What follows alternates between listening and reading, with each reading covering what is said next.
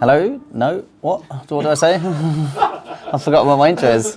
Hello everyone, Joe Neat here, Executive Producer on Sea of Thieves with another weekly dev update. So obviously it's October the 16th and that means Fort of the Damned is releasing. So we're really happy with this update. We've gone through insiders, we've got a ton of great feedback and we think this is landing in a really cool place. And obviously the highlight of this is the Fort of the Damned itself, which is where dark forces have conspired to take over one of the forts in the world. And so now if players basically want to take the Fort of the Damned on, they have to first get a ritual skull and they also have to have 6 of the different coloured flames of fate, which you get for dying in various ways. And if you kind of go up to the fort, you can light the different flames of fate. You can then use a ritual skull to kind of activate it. And if you do this, you're going to then have to take on kind of wave after wave of enemies, culminating in a familiar foe that you may have battled against before. And then you're going to get incredible kind of loot from the fort itself. Some of which, like, so there will be Reaper's chests will be there, but you also can get a chest of legends, which until now had previously only been available by doing pirate legend voyages. And also one of the actual key things as well is that when you activate the fort, the kind of cloud above it will change to red. So everyone in the world will be able to see that someone has activated this. So, you know, it's going to be interesting to see how players kind of go up against this, because it is really challenging as well. We've really kind of made it kind of super challenging because, you know, we're trying to drive people to kind of maybe take it on together, but we also know that with that much loot available, then there's kind of ample scope for interesting stories and stuff to play out, and, you know, potential betrayals and things. So we think it's going to be a really cool addition to the world. It's obviously coming in for this update, but it is going to be there for kind of as an ever-present from this point onwards. So it remains in the world for people to kind of take on. And if people, you know, if you take multiple ritual skulls, you can kind of play it again and again. But again, other people in the world are going to kind of see you doing that with the cloud being red. So it's going to be high risk. You're going to have to keep a kind of lookout for other players in the world. So yeah, really excited about this, and the dressing of the fort itself, super spooky. The kind of environment team and everyone have done an amazing job with this. So yeah, just really looking forward to kind of seeing how this plays out. And like I said, loads of excitement from people playing this in the insiders. So really cool update. Really looking forward to this as the kind of centerpiece of it. But loads of other stuff coming with this update. So I'm just going to go through some of that. So we're introducing duo sloops as a new way to play in the arena. So previously it's been galleon only, but we're now introducing duo sloops as a completely new way to play. So, you know, it's less challenging to kind of only get a pair of people to play, and obviously you can still play with strangers in this. But it really changes the dynamic of the arena itself. Like with the maneuverability of the sloops, there's a lot more kind of just action because ships are in much quicker turning circles. So when you go past another sloop, you know it's going to be coming back at you a lot quicker. So getting onto that island, digging up treasure and stuff, it's a lot more tense, a lot more kind of hectic. So it really kind of changes up the overall experience here, and we really love it. So alongside that, we're also bringing in 6 new contest locations for Arena, which again, just adding some more varieties, some kind of new ways to play within that. And alongside bringing in duo sloops, we've actually made a bit of a change here, which I'll kind of talk through, which is that, like, if you think about Arena, we've always wanted this to be this competitive mode that highlights the kind of best of Sea of Thieves and really focuses on that teamwork that's unique to Sea of Thieves. And so one of the bits of feedback that we've got about Arena, which we're working on in kind of multiple ways, is that everybody wants it to be as kind of competitive and as balanced as possible. Like, that's one of the key things for a competitive mode like the Arena. And so what we're doing is we're introducing like a crew limit for both the duo sloops and for the galleon itself. So for duo sloops, you have to have 2 people playing. Like, it's a minimum of kind of 2. You can't go in there kind of on your own.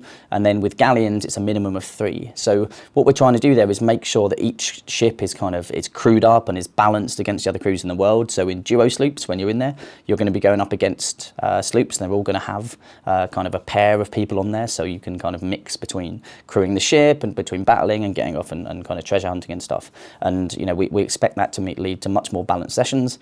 And then with the galleon itself, we want to have a minimum of 3. Again, like the mix between 3 or 4 on a ship on a galleon, we feel that that's a pretty fair balance. So that's kind of one of the key changes that we're making for this, and it's all in the aim of making the mode as balanced as possible. And beyond that, like, we are working on a kind of a range of areas to also with that kind of balancing side of things in mind. So you know, we're adding experience-based matchmaking that we've talked about for a bit. We're also working on an enhanced kind of non-verbal communication system to aid communication in Arena, which is one of the key things for, you know, if you're going in there and maybe you're playing with someone you haven't played with before, maybe not everyone's got a mic. Like, how do we make it as kind of slick and as easy to communicate so that you can tell each other kind of what's going on and really focus on the kind of key goals of Arena. And we're actually working on enhancements just to the core of Arena itself to make the goals clearer and really making it easier to communicate and coordinate your plans. So really looking at just that core experience for the Arena in Sea of Thieves. So, you know, we strongly believe this is the right approach for Arena in terms of bringing kind of that crew limit. We know we've had some kind of feedback from insiders around it because it is a change. It changes how people can kind of go in and play as it currently stands. But we firmly believe that this is the right approach for kind of the long-term health of Arena as this balanced and competitive mode. So we're going to put it out there and we're going to test it with the kind of the wider audience. Alongside that, we've also got a range of new features, which I'll list some of here. So first of all is the new banjo instrument, which has been a much requested musical instrument in the game. It comes with a range of cosmetics as well, and it also arrives in the form of one of the best jokes we've made in a content update trailer, which isn't going to annoy anyone, I'm sure. So really looking forward to seeing that one roll out. And we've also brought in emergent skeleton captains roaming the world. So if you encounter one of these when you're out and about, if you manage to kill it, you'll get a villainous skull, but it will also drop a map, which can lead you to some high value loot. And there's a chance of a Reaper's chest as well alongside that. So just again, a cool kind of emergent threat and opportunity when you're out there roaming the world.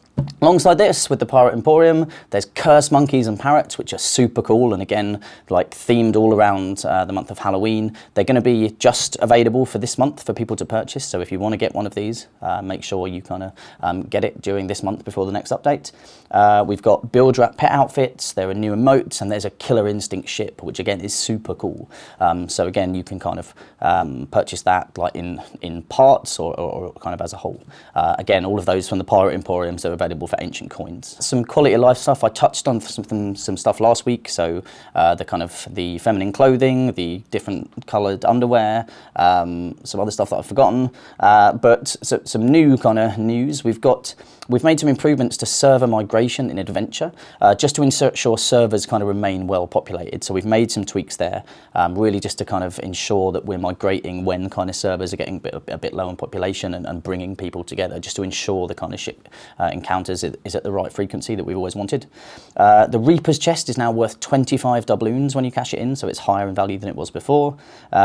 Skeleton ship battles. So the skeleton ship battles found around the kind of three main areas of the world, not the Devil's Roar, but around the kind of three other main areas of the world, are now moved into the kind of center of the world. So there's two different ship battles in there. So really just to kind of make it easier for people to take part in them and to get to, but the Devil's Roar one still remains kind of where that was before. And most importantly, when you fire a pet out of a cannon, it now comes back covered in soot, because before it wasn't believable at all, but now it is. So there's a lot more than everything that I've covered in this that's all available in the build notes that you can go and see. But as you can see, it's a super cool update, loads of stuff in this. Really looking forward to kind of seeing how all of these different things just affect the world, both in Adventure and in Arena. So really cool update, like teams work super hard on it, really proud of them, and just really excited to seeing it out there. So as always, I'll be back next week, but until then, I'll see you on the seas.